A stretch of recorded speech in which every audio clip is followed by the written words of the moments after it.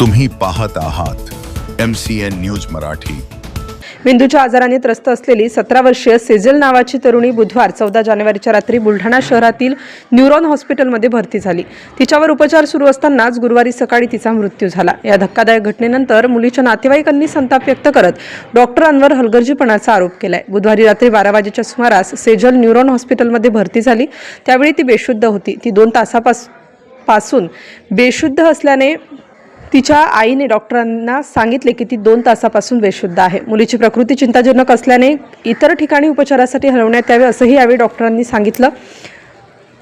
आमची परिस्थिती नाजूक आहे, त्यामुळे तातडीने उपचार इथे सुरू करा असा आग्रह नातेवाईकांचा होता। अशी माहिती देताना डॉक्टर वाघ पुढे म्हणाले की हीच मुलगी माझ्याकडे काही महिन्यांपूर्वी आली असता तिला मेंदूतील कॅन्सरचे निदान झाले होते। परिस्थिती नाजूक असल्याने नातेवाईकांनी सदर मुलीवर मुंबई येथील शस्त्रक्रिया केली होती। त्यानंतर तिच्यावर औषधोपचार सुरू होता, परंतु बुधवारी रात्री जेव्हा हॉस्पिटलमध्ये ॲडमिट करण्यात आले तेव्हा नातेवाईकांना विचारले असता मुलीने औषधे किती घेतली व कसे घेतले हे कळून शकले नाही।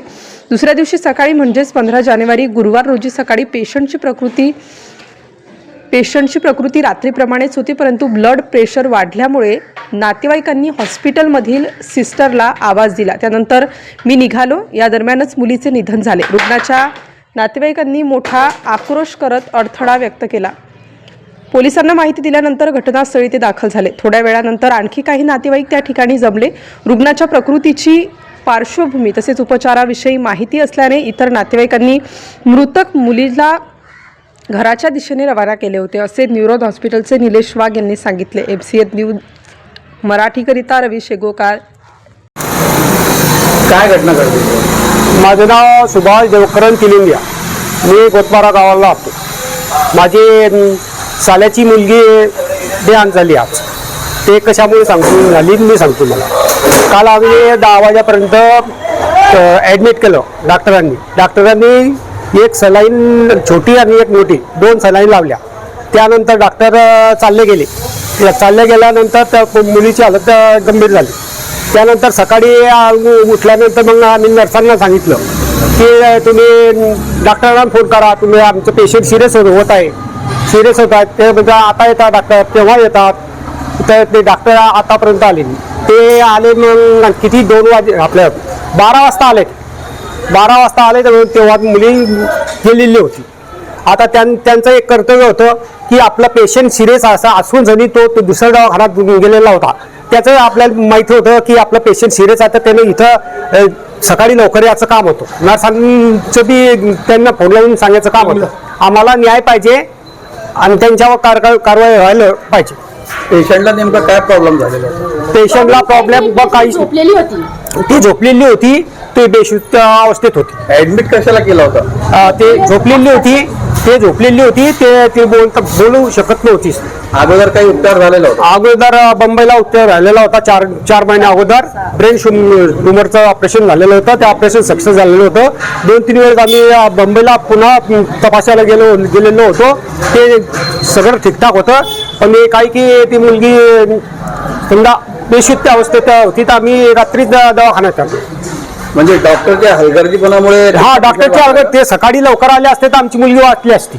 कारण की रात्री 11 वाजेपासून तर दुसऱ्या 12 वाजेपर्यंत जर डॉक्टर 19, 14, 15 घंटे जर वॉर्डमध्ये येऊ शकत नाही, तो डॉक्टर आहे की कसा येतो? आपली मागणी काय आता? मागणी आम्हाला न्याय व्हावं, डॉक्टरांना शिक्षा व्हायला पाहिजे। काय नेमकी परिस्थिती होती, काय घटना झाली? काल संध्याकाळी जवळपास सुमारे 9:30च्या वेळेला 17 वर्षीय एक मुलगी गोतमारा या गावातून सेजल नावाने इथे गंभीर अवस्थेत दाखल करण्यात आली। ती आल्यानंतर पेशंट मी जेव्हा तपासणी केली त्यावेळेस पेशंट अनकॉन्शियस होती, रिस्पॉन्स काहीच नव्हता आणि बाकी सर्व पॅरामीटर्सवर अनकॉन्शियस कंडिशनमध्ये असल्यामुळे सर्व त्या प्रकारची आम्ही हिस्ट्री घेतली। पेशंटच्या आईला जेव्हा विचारण्यात आलं की पेशंट बेशुद्ध अवस्थेत केव्हापासून आहे, तर त्यांनी सांगितलं पेशंट 2 तासापासून बेशुद्ध अवस्थेत आहे। त्यानंतर मी काही पुढील तपासण्यासाठी त्यांना सांगितलं।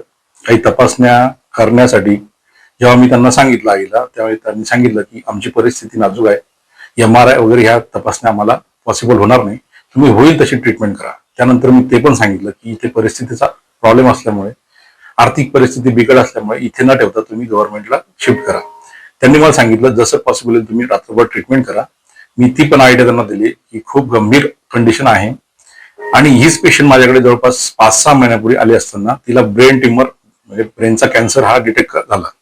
तेव्हा कॅन्सर हा आतल्या भागात असल्यामुळे तिला ऑपरेशनची गरज होती. मी परिस्थिती जाणीव घेऊन त्यांना गव्हर्नमेंट हॉस्पिटल मुंबई इथे रेफर केले. त्यानंतर ती ऑपरेट झाली, पण त्या ऑपरेट झाल्यानंतर काही दिवस पेशंट व्यवस्थित होती. त्याच्यानंतर मग तिला काही गोळ्यांवरती कंटिन्यू होती.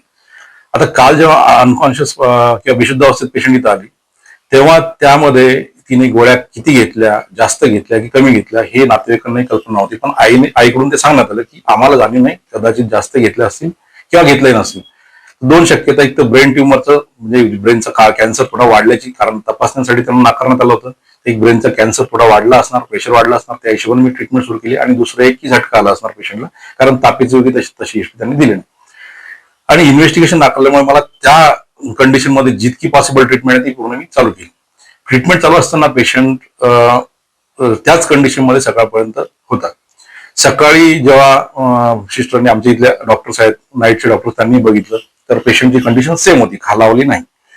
परंतु काही वेळानंतर पेशंटचं थोडंसं पीपी मध्ये वाढ झाली. मग नातेवाईकांनी थोडी चौकशी केली सिस्टरकडे की सर कधी येणार. तर सिस्टरने सांगितलं सध्या ही ट्रीटमेंट आम्ही कंटिन्यू करताय. सरांनी सांगितलं सर थोड्या वेळात येणार. मी जेव्हा इथे पोहोचलो तेव्हा मी पोहोचायच्या अगोदर पेशंटचा बीपी थोडा वाढलेला होता. नंतर जे ऑक्सिजन सॅच्युरेशन आहे म्हणजे पेशंटचा ऑक्सिजन पण ओके होता. त्यानंतर इथे नातेवाईकांनी जो गोंधळ केला त्यामध्ये आम्हाला त्यांनी ट्रीटमेंटमध्ये अडथळा निर्माण केला. त्यामध्ये त्या रूम जे आमच्या आयसीयू रूम आहे शेवटची, तिथे त्यांनी आम्हाला एंट्री करू दिली नाही. ना सिस्टरला तिथे एंट्री किंवा डॉक्टर, त्यांनी जे गोंधळ निर्माण केला त्यामध्ये पुढची ट्रीटमेंट मी करू शकलो नाही.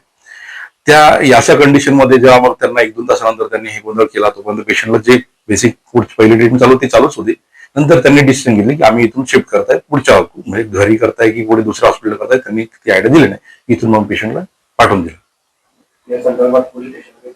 हा, या वेळेस जेव्हा मी आलो हॉस्पिटलला त्यावेळेस इथे गोंधळ खूप निर्माण झाला होता. जवळपास त्यांचे काही लोक इथे तोडफोड करण्याच्या पूर्ण मनस्थितीतून काही तोडफोड केली त्यांनी आणि आमच्या सिस्टरला मारहाण केली. तर त्या कंडिशन मध्ये मला पोलिसांना बोलावं लागलं. पोलिसांना बोलवून मग मी त्यांना इन्फॉर्म केलं. नंतर पोलीस आल्यानंतर मग थोडं त्यांनी कंट्रोल केलं. नंतर नातेवाईक जे आहेत ते मृतकाचे नाही, काय झालं त्यामध्ये त्यांचे काही नातेवाईक आहे ते नंतर आले. त्यांना मग मी बसून सांगितलं की असं असं पेशंट आहे आणि त्यांनी जाणीव होती पूर्ण की कॅन्सरचा पेशंट आहे, ब्रेन कॅन्सर आहे आणि सिरियस तर होताच. मग त्यांना जेव्हा मी कल्पना दिली की रात्री असं असं बोलणं झालं होतं, सिरियस कंडिशन आला, मग त्यांना त्याची आयडिया आली की नाही आपलं पेशंट सिरियस होता. ही ट्रीटमेंट चालू केली, ती पण ट्रीटमेंट त्यांना मी सांगितली. त्यांचे एक डॉक्टर आहे तिकडचे, त्यांना मी बोललो की अशी ट्रीटमेंट, त्यांनी त्यांच्या डॉक्टरनी मान्य केलं की ही ट्रीटमेंट प्रॉपर आहे. नंतर मग त्यांनी समजून सांगितलं, तेव्हा पुढे मग ते म्हटले की नाही आम्ही इथून आता शिफ्ट करतोय. आणि मी पण त्यांना सांगितलं तुम्हाला जर इथे ट्रस्ट नाही, भरोसा नाही, तुम्ही इथे ठेवू नका, पुढे घेऊन जा.